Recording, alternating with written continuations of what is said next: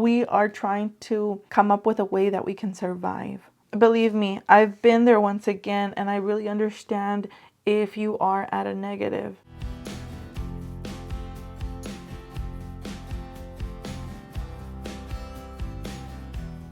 Hi friends, welcome back to my channel. Thank you so much for clicking on today's video. For today's video, I'm going to be doing a budgeting for beginners. I wanted to start the year with an informational video. I'm hoping that this video is going to help many of you. If you're new to budgeting, this is the place to start. If you are a returning subscriber, well, I'm glad you're clicking on this video because you might be doing your budgeting a bit different and you might get some tips from watching my video. The first step, I'm going to give you some homework.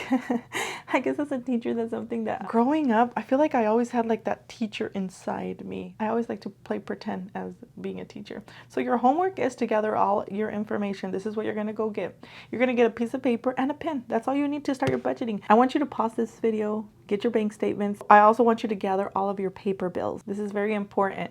You have to get all your bills. If you don't have a printer at home, you might want to go to the library and get those bank statements printed if you're paperless. It's very important that you have a visual, that you're looking at it, because I want you to highlight all your bills that you pay each month. I want you to highlight the due dates and the amounts. What do you pay each month for each expense? Okay, hello, are you back? Did you gather all your information? Okay, so let's get started. The next step is you're going to grab a piece of paper, a pen, and you're going to write down all of your expenses.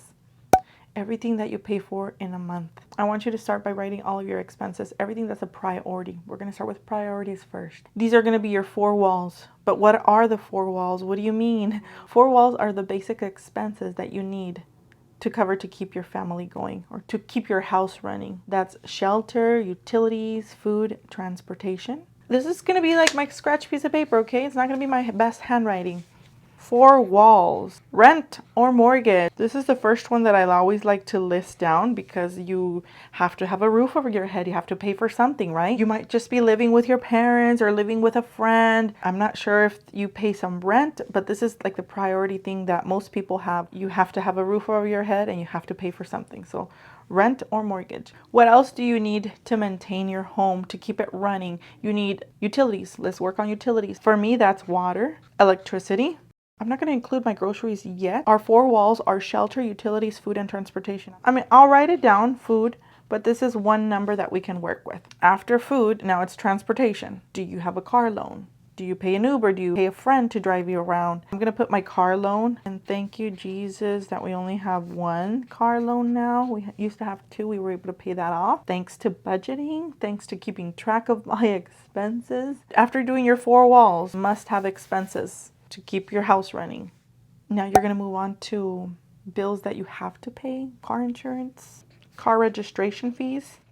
I will now move on to my list for living essentials. For example, we need groceries, but I listed that as my four walls because that is a priority, something that we need. We need to eat to survive. So I'll leave it here. You can always make changes to it is what I mean. Another thing that we need, a living essential, it's not a priority, but my phone bill, I need a phone. Even though, long story short, I told my husband that I didn't need a phone.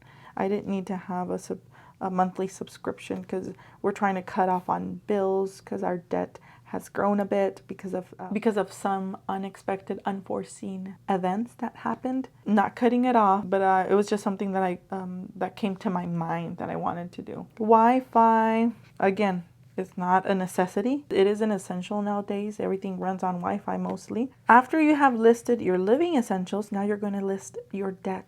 My debt could be different to your debt, but this is where you're going to list your debt. For example, student loans, if you have any, credit cards. Hoping that you have money left over, you can put money into savings. After savings comes your sinking funds, things that you want to save up for, unforeseen upcoming events. For example, your car breaks down, right? Car repairs. Your car's going to need tires. An emergency, medical or non-medical. Another sinking fund can also be toiletries, just to save for that. I don't know if you want to include it in your groceries, but that's another suggestion. How about something happens in your home? Home repairs. Those are just a couple of examples. So once you have listed all your expenses, your four walls, rent or mortgage, water, electricity, food, car loan, you go on to listing the bills that you have to pay, car insurance, car registration, and then your living essentials, phone bill, Wi-Fi, and then your debt, student loans, credit cards. Then you can move on if you have money left over. Hopefully you do. Savings, put money aside for savings. Then if you still have money left over, you can set money aside for sinking funds, car repairs, tires, or an emergency with a home repair, anything like that. This is just a list of basic expenses, and this is just an example. It is mostly focused on my expenses, on my living situation. I want to make it as easy as I can for you to understand it. I'm going to be making up some numbers. That way it's easy for you to calculate, easy for you to understand.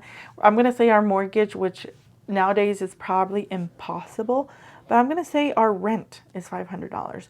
Our water bill, I'll say it's $30.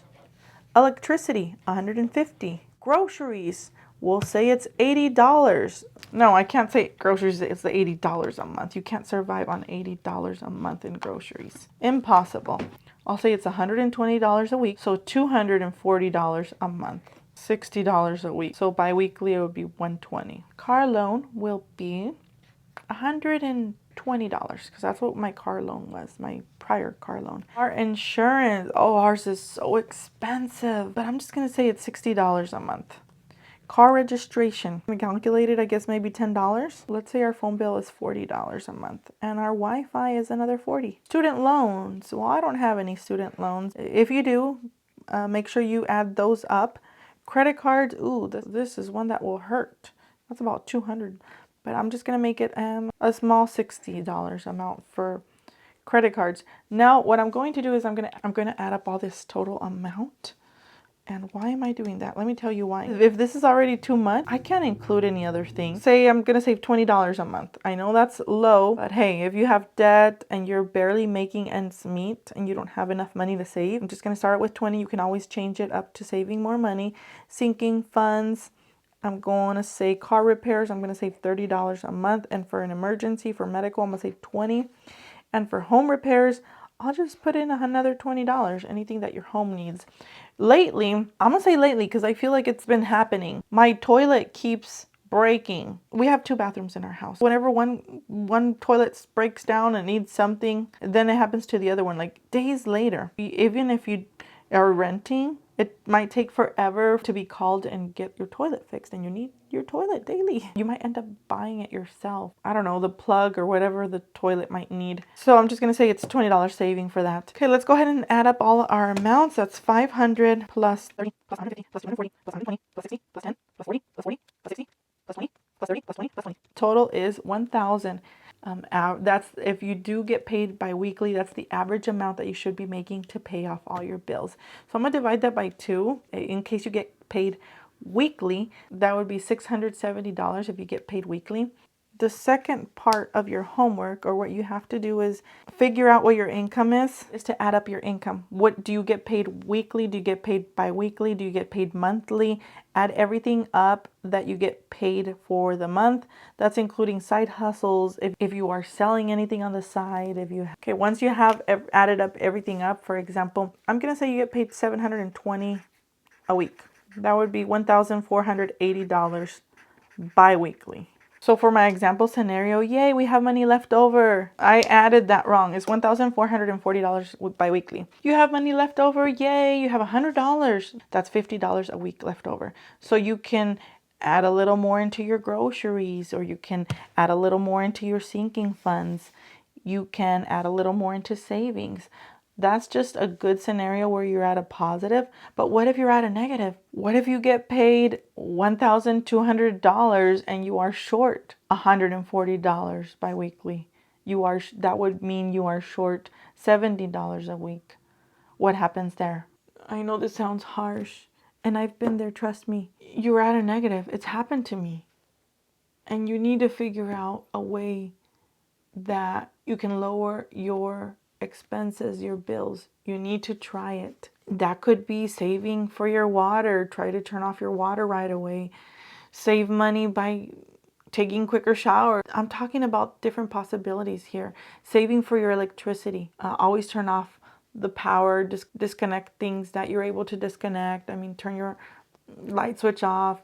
That's one way where you can save if you're not able to come up with more income.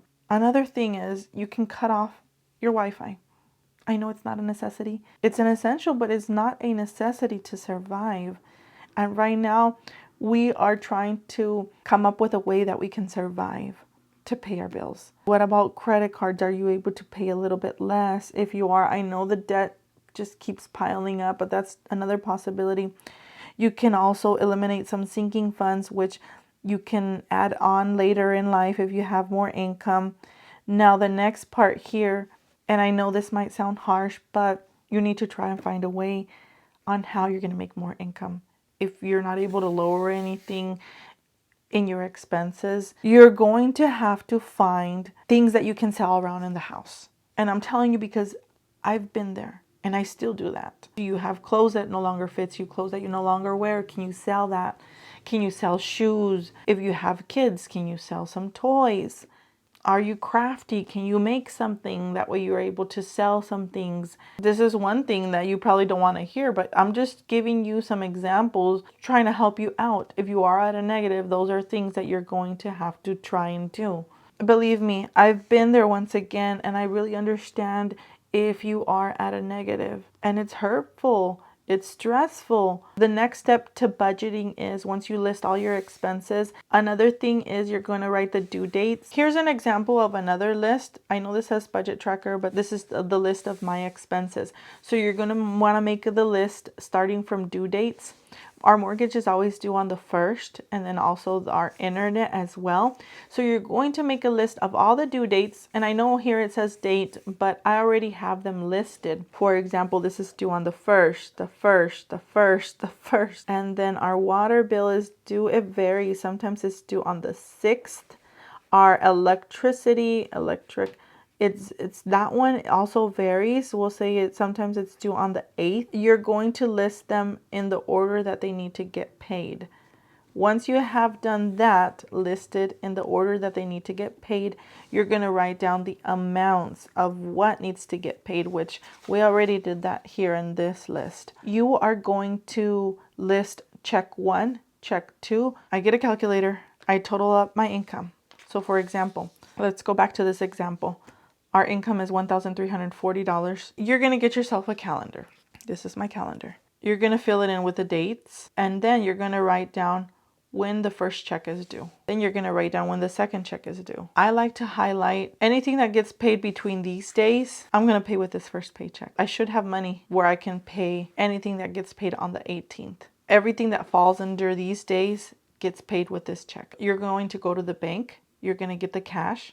And you're going to go and pay all the bills that are paid within these days. For the next check, you're going to pay all the bills that get paid within the next following days. Now, what happens with the first? The first of the month is also included with the second paycheck. You can do it that way. Or for example, mortgage, that's our biggest expense. This is where the calculator comes in. You're going to get the calculator. Let's say your income is $1,340. And you're going to say, okay, my rent and my mortgage, I'm going to subtract it from the first check. Subtract it. Now I have $840 left. So I want to pay my water bill. That one falls under the due dates of the first days of the month, like the first check. So you're going to subtract 30. You have $110. Then your electricity, you got to go and pay your electricity. Subtract 150. You have your groceries. We have $60 listed a week. So times 2 bi-weekly, that's $120.